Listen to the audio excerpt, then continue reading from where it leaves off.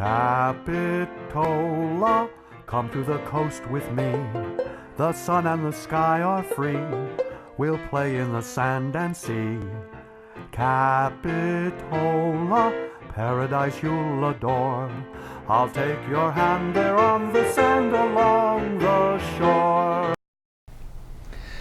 If one were to come up with a list of the most interesting families in Capitola during the 20th century, certainly the Brown family would be high on the list. Although the Brown Ranch is best known for growing begonias, in the early years they also grew berries and for a while had a very successful dairy. We are fortunate to have with us today Worth Brown, who's going to talk a little bit about the family history in the area. So Worth, thank you so much for being part of the Capitola Memories Project. Happy to be here. Thank you. Before we had this get-together, you sent me some information on the family history, and I was surprised to read that James A. Brown, who was the first to settle here, actually his background was as a mining engineer. Yeah, that's correct. He had a degree from the University of Michigan in mining engineering. And then he was in San Francisco for a while, is that correct? Yeah, initially he moved in the early part of the 1900s, moved to Healdsburg from Noblesville, Indiana.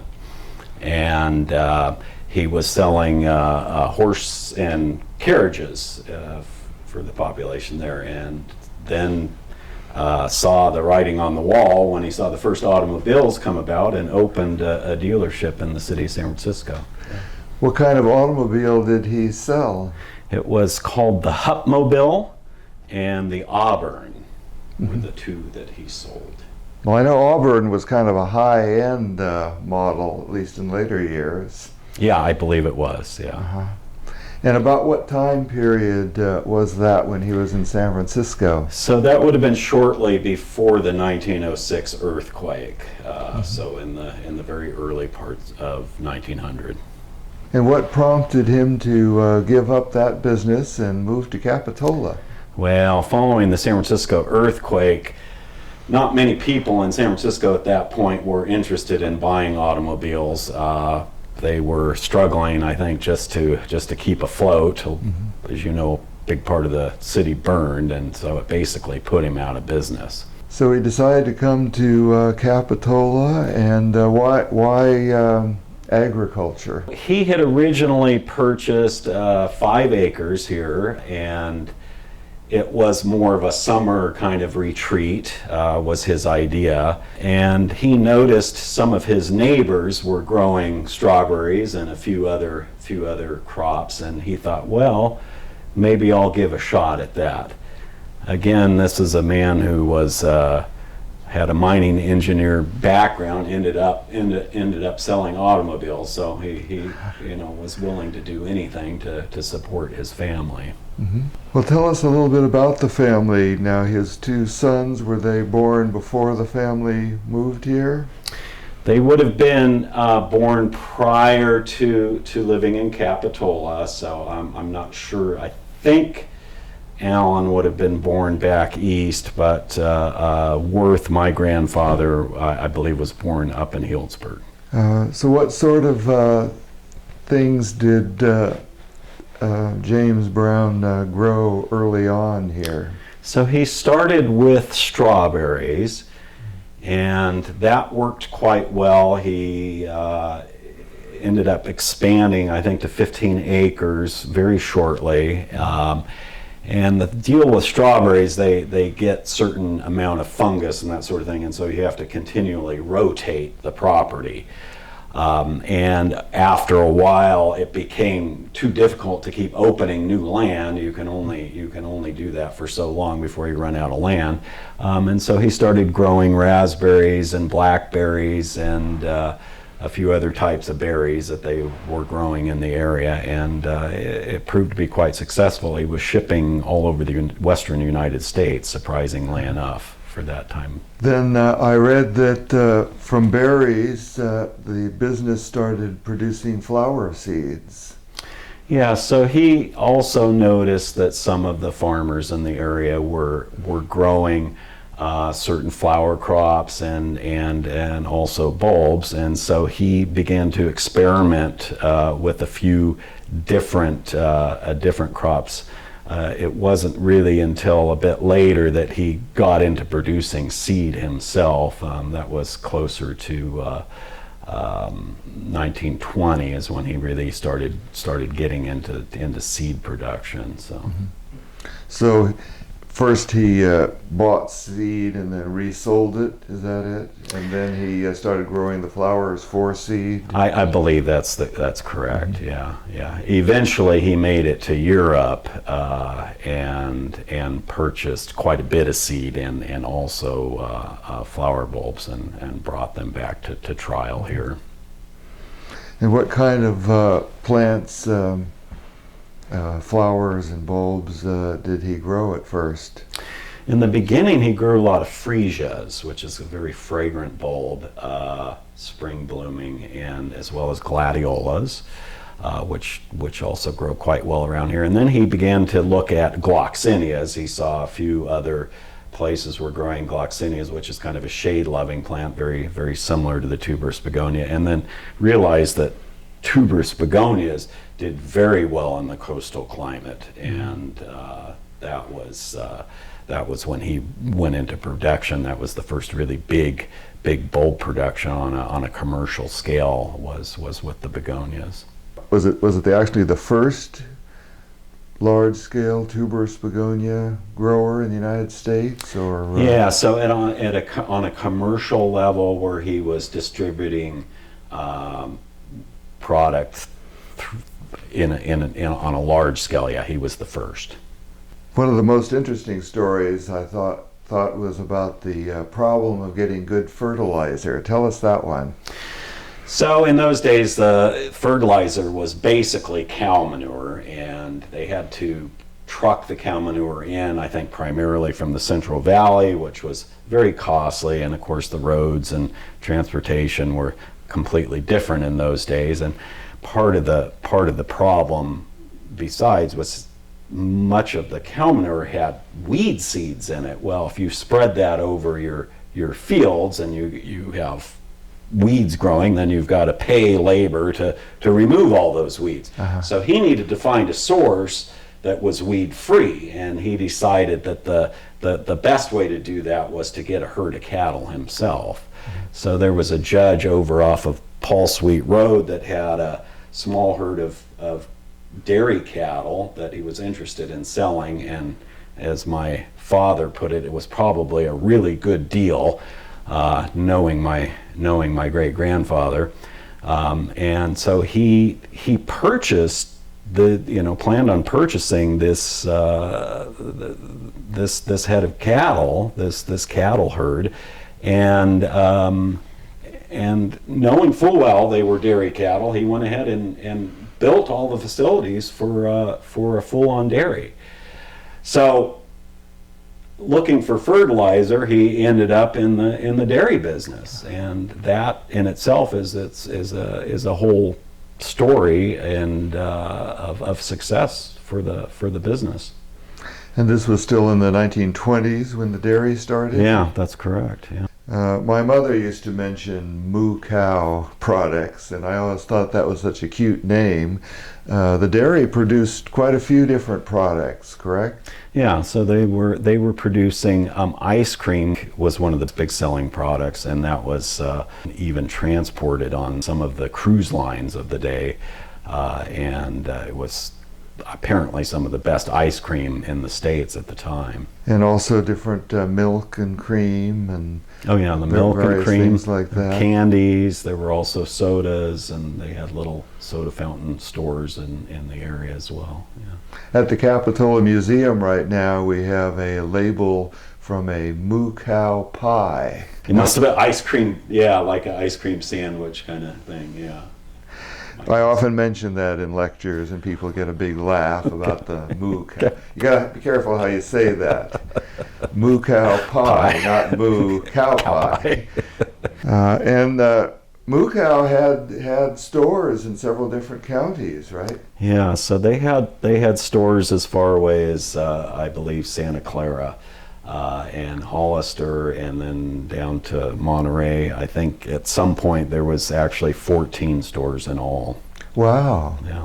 And they sold to the Southern Pacific Railroad? Yeah, the dairy was not terribly profitable in the first few years. They were selling basically just to the local market, and they got the contract. I'm assuming that was my great-grandfather got the contract with the Southern Pacific Railroad to ship on their lines headed east, and so they would ship the milk up to Oakland or down to Los Angeles, and it would go as far away as Chicago and New Orleans. So was this shipped to markets there, or was this milk to be consumed on passenger cars? On the train, yeah, itself, yeah. Well, I read that your great-grandfather, James A. Brown, died in 1932 when he was only 49. That must have been quite a tragedy for the family. Yeah, so here my grandfather and his brother, and my grandfather hadn't even finished college at that point. He was going to Stanford, and my great-uncle, Alan, was fully in the business at that point. He had a degree in veterinary medicine, which went along with the dairy. But yeah, these guys were only in their early and mid 20s, and having to take over a fully thriving business, and so it must have been a huge task for two young men like that. So begonias were the primary business then during the 1930s and 40s, and I guess for quite a few years. Yeah, so begonias were the #1 crop. All along they were growing, like I say, gloxinias and some of these other bulb crops, but yeah, the begonias were the #1 crop. How long did the dairy continue? The dairy continued until I believe 58 was the final closing. Yeah. The big dairies in the Central Valley, the big commercial dairies were coming online and producing a lot more milk. So did the big dairies that kind of put the Browns out of business, they were selling pasteurized milk? Yeah, they were selling pasteurized milk, and I think eventually, laws were changing to in the big stores and that sort of thing were requiring the pasteurized milk. So yeah, all of this would have changed. It was new technologies that had to be brought in, and I think maybe they just decided with the way things were going, it was best to close it. Yeah. Well, it sounds like the Brown family was very adaptable. Yeah. Constantly changing with the times. Yeah. Which is probably why the elements of the family are still in business over 100 years later. Yeah, absolutely. What was the Brown Ranch's involvement with the Begonia Festival? Initially, there were, I think, 4 tuberous large begonia growers in the area. Reinelt and Vetterli and Aunt Nellie Brothers, my family, and there was another company, I think their name was Hyde. And in the 40s, there were several begonia fields in the area, and this group of women had come together, and they were wondering what they did with all of these flowers, and kind of had this idea they needed to somehow use these things if they couldn't. These were farmers basically. We were after the bulb, not after the flower. And so they said, the flowers just basically rot in the field. And they said, well, that's a shame. We should be able to put these flowers to use. And so they decided that they would kind of start this festival. And I think you know more about the festival end of it than I do, but Aunt Nellie Brothers, I think Reinelt and Vetterli supplied for a while, and then when they went out of business, Aunt Nellie Brothers was supplying, and over time they weren't growing them in the fields anymore, and we were the last in the area to have fields with a quantity enough to supply the festival. And my uncle Barclay was approached, and they said, "Do you think that this is, is there enough flowers that we could use these for the festival?" And he said, "Oh, absolutely." Well, it's wonderful that you were able to help keep the festival going. It lasted for 65 years, Yeah. which is pretty amazing. I think that's probably longer than almost any other festival in the area. Yeah. What was the relationship between Antonelli Brothers and Vetterli and Reinelt and the Brown Ranch? Each had their own breeding of tuberous begonias, so they were really very separate, although we would steal each other's plants in a nice way and use some interbreeding over the years. But for the most part, they were completely separately developed.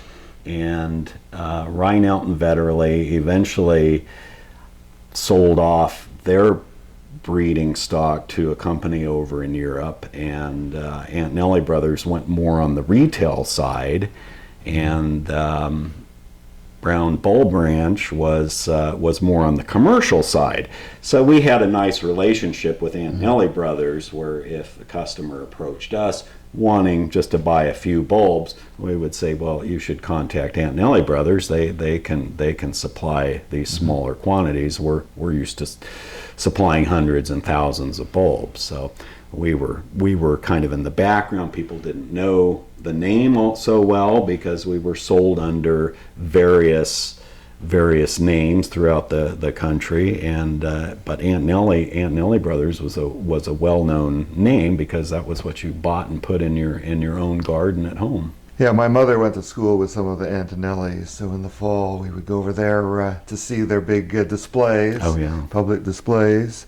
So you really didn't have any public displays at the Brown Ranch? No, we were pretty much a closed operation. We didn't have much public involvement since we weren't selling retail. Yeah. I'm curious, how do you go about hybridizing begonias? I did a little research on the begonia, and the original plants, which I think grew in South America, have these little tiny flowers, nothing like these huge flowers on the hybrids. The first begonias were brought over from Europe naturally, from England and from Germany. And so at that point, even when my great-grandfather brought them over, a certain amount of hybridizing had already been done to increase flower size and get some of the colors that we even have today. Our main strategy was, and in the United States in particular, was to have a really large flower, and we even had a series that we called the dinner plate series, and they were 8-inch, 10-inch flowers in some cases, and then to give it a nice form. And so the original flowers were just a single petal. They just had a one layer of single petals with a yellow center, and that yellow center is the male flower, and that's where the pollen is produced. And with that pollen, you can put that on a female flower and then collect seed from that. So we would look for the characteristics we wanted. If we were looking for a more double flower, you would just pick the plants that had maybe a red with a double flower, and then cross that with another plant that had similar characteristics, and then you keep breeding until you get the characteristics that you're looking for. So really, it was just taking pollen from one plant and putting it on another. Now both the male and female flowers are on one plant, And correct? They're on both. Yeah. Both flowers are on one plant, and so the male flower, what we ended up in the end was a double flower, either a rose form or a ruffled type, and no pollen center. So we were effectively breeding for a sterile male flower. So the big flowers that we think of as the begonia blossoms, those are males. Those are males, and they're sterile. They're not producing any pollen. Yeah. Well, to propagate them now, how do you propagate them if they're sterile? Yeah, it's a good point. So you can make any plant produce pollen, and basically it's really you have to mistreat the plant. So you don't water it, you kind of kick it around a little bit, and eventually it'll throw pollen. The flowers will throw pollen. And so this is it's a natural reaction of the plant. It's a survival mechanism.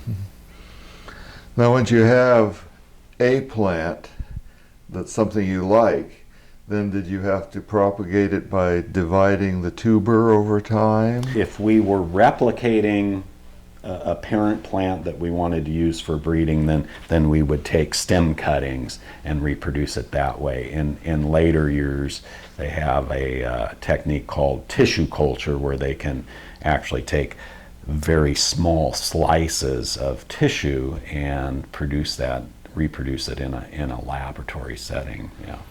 So how long, using those more modern techniques, how long did it take once you had a new variety to get enough of them to start selling them commercially? We could in really, if we had, it would take about one growing season. Really? Yeah, only one growing season. Yeah, that was the unique part about begonias. You could really make a new variety relatively fast for the plant world. Yeah. We actually grew commercially all of our begonias from seed, and so we would collect the seed from the parent plants, and then those were produced in the greenhouse as young plants, and then they would be sent down to the fields for production. And then in less than 1 year, you would have a fully mature bulb that you could sell. Huh. Yeah. I've read that begonia seeds are really dinky. Yeah.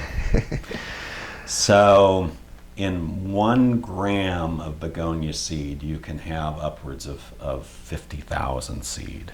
So, wow.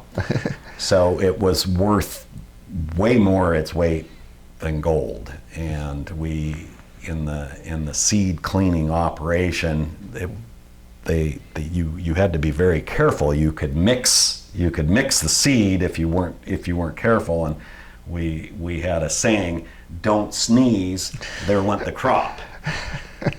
I'll bet. Well, let's talk a little bit about the property today. We're in a room at the Brown Ranch Marketplace. Tell us a little bit about the origin of the Capitola Mall and the Brown Ranch Marketplace. I grew up in an adobe house on the original ranch property, which was located today where the Target parking lot is. And that would be, kind of near Capitola Road and 41st Avenue. When I was 5 years old, so that's roughly 1969, the county, they had tried to get permits to build the original store, which was Sears, and the county wouldn't approve the permits, and this went on for 13 years before finally the city of Capitola actually annexed the property into the city of Capitola and then issued the permit for them to build Sears. And so at 5 years old, I actually rode my little bicycle through the interior of Sears while it was being built. They had kind of a tunnel that the construction workers had made, and on the weekend we could get in there and we would ride our bikes through this tunnel. We thought that was great. Eventually, then they added to Sears and started building what today is the Capitola Mall. I can't tell you exactly what year that was because I don't remember myself, but that was all original part of the ranch property. Now, did the Brown family sell or lease that property? So that was sold. And then more recently, early 90s is when the Brown Ranch Marketplace shopping center was created. Right. So after we sold off the majority of the property to where the Capitola Mall is now and the other shopping centers, we decided to keep about 15 acres in the, which at that time was the northwest corner of the property, and that was basically where our main office had been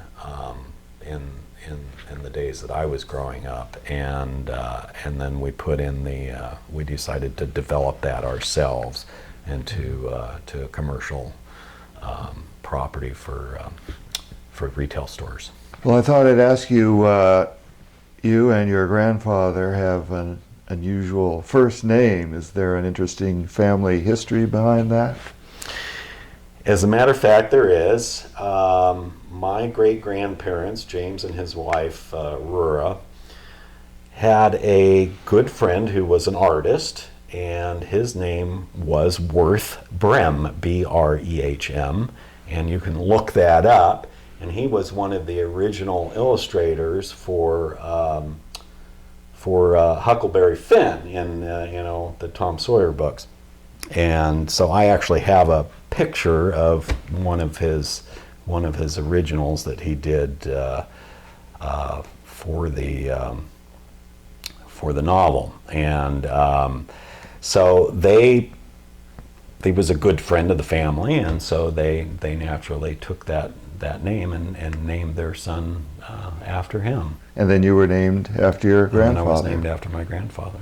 And your grandfather was involved in a lot of other things in the community. Wasn't he involved with getting the small craft harbor constructed? Yeah, so they say if there was one person who they could point out as being instrumental in getting the yacht harbor put in was my grandfather, and he was a sailor himself. He had actually been in the Navy, and in World War II, he was the lowest ranking officer to actually have his own command.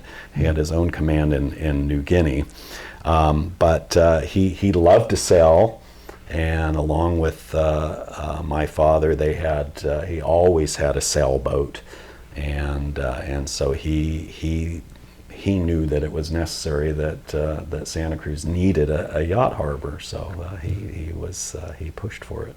Now, before the harbor was built, did he have to haul his sailboat out of the water every winter, or how did that work? I really don't know whether they anchored offshore or how they did that. Or maybe he kept it at Moss Landing. Could be, yeah. I know they did move the boat into the waters of the Delta up in Sacramento sometimes at certain times of the year. But yeah, before the harbor, I don't know exactly what. I know the commercial fishermen, they would have their boats docked at the wharf. Yeah. And then before October, they would use the davits to hoist them out. And they just keep them on land until the summer. Yeah. Well, you grew up, having grown up in Capitola, what schools did you go to? It's an interesting thing. The line for the school districts went right through the property, and we had a foreman who lived in the original house that was built as a temporary house for my great grandmother. But a foreman and his family lived in that house, and they said that the line between the Soquel and the Live Oak School District went through the house. And they said because his sister lived on one side of the house, the one daughter lived on one side of the house, she went to one district, and then the son went to the other district. So the line was right there. Our house technically was in the Live Oak School District, which is where my grandfather and his brother Alan went to school. So they actually went to the original Live Oak School, elementary school that's still there today, and I was in that same district. So I started which at that time was a brand new school called Green Acres, up over by Rodriguez Street, so outside of Capitola. And then I went to Delmar Middle School, which was down off of 17th Avenue, and then to SoCal High School. Now, you're a little younger than I am, and I remember when I was in SoCal High, they started a agriculture program. Did you take any agriculture classes there? Yeah, I sure did. Yeah. Mr. Zemny, perhaps? Matt Zemny, yeah. I remember him. Yeah, good. Yeah, I'm not sure where he is these days. I think he's retired. Yeah. I worked for him during one summer. He had a little native plant nursery in Corralitos where he lived, out in front of his place, and so I helped him propagate plants one summer. So when did you decide that you were going to carry on in the family business? Well, interestingly enough, I went to Humboldt State University and had a major in psychology, of all things, and after going to career day and seeing what people with my major had and my degree, I realized I didn't, in those days, the economy wasn't the best, and I realized that I didn't want to be working at a pizza, delivering pizza. So I thought, well, okay, we'll give it a try, working for the family business. I had worked in the greenhouses from the time I was 5 years old on. They had me pollinizing, hybridizing the hanging basket begonia plants because I was short and I didn't have to bend over to get to the flowers, and so even after school I would go in there and work through the day. So I knew the business, and of course, having lived there, I knew all the people that were there as well. So it was a natural that I would go into it. Now, after a while, the actual bulb production moved, I guess, over to Marina, and also to you had facilities there near Moss Landing. Yeah. So we had the fields, where the Capitola Mall is now. Those were the original fields that they used for the bulb production, and it's kind of a heavy clay type soil, and the problem is we harvest in the wintertime, and as anybody from this area knows, that's when we get all of our rain, and so it was difficult to dig in the mud, hard on equipment, everything, and so they found that they needed to look for a place that maybe had a lighter, sandier soil, and so they found that the Marina area had an abundance of relatively inexpensive land, for lease and for sale, and so we started growing most of our products down in that area. Actually, early on in the company's history, we began producing products down in North Monterey County. Yeah. And I guess it also was handy that there's a lot of fog in that area.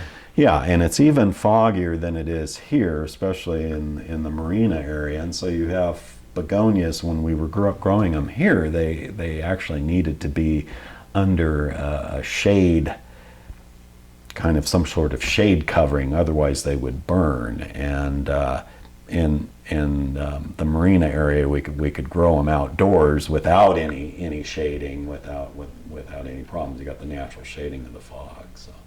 Well, that would save money. I can remember Antonelli's used to have huge area of lath houses, and then they blew down in a wind, and I guess they were too expensive to replace at that point.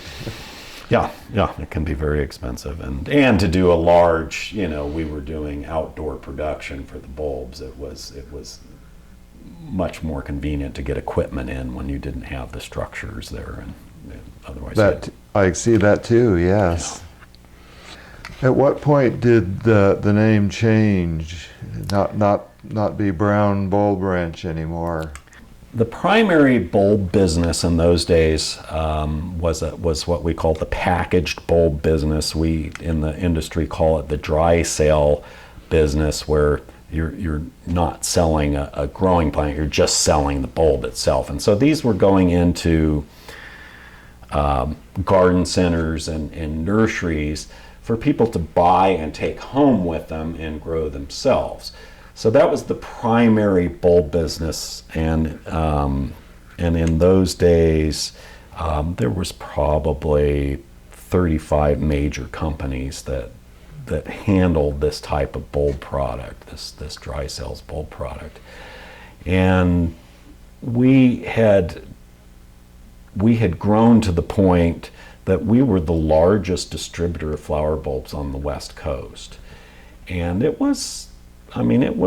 would hire in hundreds and hundreds of people during the busy season, and also, harvesting the bulbs that we were growing ourselves. But we were importing far more bulbs coming out of Holland and out of Japan and other places around the world than we were ever growing ourselves. So it was kind of at a point where things were changing. This was about 1983, and my father and his brother, who were Barclay and Todd, were running the business at that time, and they made the decision that we needed to go back to our roots. They had been offered by a big company back east, a bulb company, to buy this bulb distribution company, this dry cells company.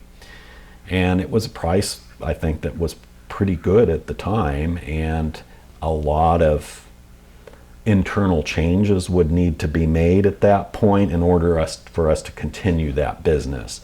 My father said that he was coming home with a headache, and it was, they were working 80 hours a week, and it was beginning to bear down on them as far as stress and this kind of thing. So they made the decision to sell to this big company back east, Van Zyverden Brothers. And when they sold that portion of the business, this distribution business, when they sold that, the name went with it. So that was part of the deal. So Brown Bulb Ranch then became Golden State Bulb Growers. At that point, we were only selling what we grew ourselves. So we weren't buying any bulb products from the outside. And did the company that took over the distribution, did they distribute some of the bulbs that you grew? Yeah. So they actually were a very big customer of ours anyway, and so we still had a very good relationship with them, and they continued. We had two warehouses, one in Bakersfield and one up near Seattle. And so they continued those operations. In fact, the Seattle operation still continues today. So they were distributing bulbs to the West Coast at that point. Now, calla lilies were also an important product, correct? Yeah. So after we changed names and began just selling what we were growing, we had been growing the calla lily all along, and suddenly it became a little bit more popular item, and we began to do some hybridizing with the calla lilies, and had a variety which grew pretty well in a pot. And the gentleman at that time, who was our head of sales, Tom Lukens, determined that this was a product that could be grown in a greenhouse in a pot and then sold at garden centers and this sort of thing. But it was the first one that you could really put in a pot in it, and it made a nice plant. Otherwise, they were just considered cut flowers. I see. Yeah.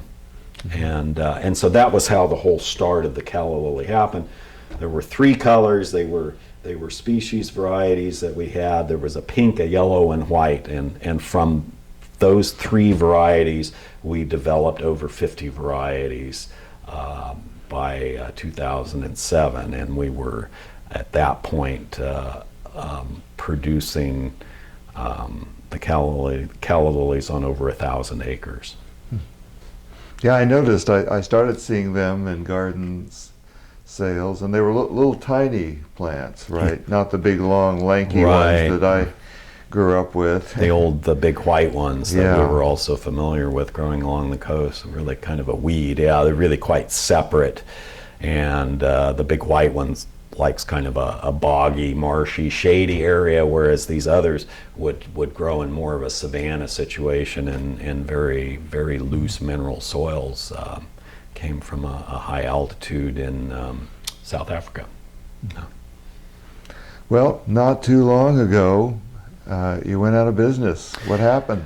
Yeah, so, times change, and as we all know, the Great Recession of 2008 hit, and we found ourselves in a situation where we weren't terribly profitable, and about that same time, so people were, you had plenty of people that were out of work, and people were more interested in putting food on the table than buying plants and flowers and this sort of thing. So we could kind of see the writing on the wall, and at the same time, the state of California implemented regulations for agriculture workers, which at that point, up until that point, had been 10-hour day work schedules before you went to overtime. So at 8 hours, then they were just like other industries. The agriculture workers were then able to get the overtime, the time and a half, and then the increase in labor. And so it's a very labor intensive industry, and so people had to hand weed and just we had hired over 500 people during the harvest season, so labor was our number one expense. So it was had gone up by 50%. The minimum wage had gone up by 50% by 2014, and then it'll go up another 50% by 2022. So we have to map these things out for the future and see, what the profitability is going to be. And we could see that there wasn't going to be any more profit in growing flower bulbs in California. And so rather than have a bank come in, because we have to take a loan out each year, have a bank come in and tell us you have to close, we decided we needed to do it under our own terms and close the business ourselves. So we knew it was coming. We were able to notify all of our employees in advance. Those that we could, we found positions with other companies, and so everybody was well aware of what was coming. And officially the business, I think, fully closes actually this month. Oh, so, yeah. So very recent then. Yeah, Very yeah, recently. yeah. And the business was sold to a company in Holland, is that correct? Yeah, so we sold all of the plant products. We have all of our breeding lines, and so most of the product went to a company called Duman Orange out of the Netherlands, and the begonia portion was sold to a seed company here in the U.S. by the way. And their main goal was to produce the begonias for seed sales as opposed to tuber sales. Yeah. Mm-hmm. So you can still buy begonias, I guess? Yeah. So all of our lines continue on today. They didn't go away. They're still the breeding is still occurring, and they're just handled by different companies at this point. Yeah. Now you're now retired from that business, but you're still active as a consultant, correct? Yeah. So I'm doing consulting work for primarily at this point a company in China who was very interested in our begonias and had been producing our begonias since 2009, and they typically have these in hanging baskets in restaurant situations and shopping malls and this sort of thing. And so this was the company I'm working for, this was their main sales was to sell a package of blooming hanging basket begonia plants for different types of locations, wedding venues and this sort of thing. And so I go over there twice, 3 times a year and help them, consult with them to get these begonias growing for their customers. And well, they must have a lot of customers in China. they have a lot of customers in China, and they really like the big flowered begonias that we were producing here. Yeah. Whereabouts in China is the company? The company is located in a city not too far from Qingdao. If you're familiar with the Qingdao beer, which is the only exported Chinese beer, that's the location. It's about halfway between Beijing and Shanghai on the east coast of China. Yeah. Well, thank you so much, Worth, for being part of the Capitola Memories Project. My pleasure. Thank you.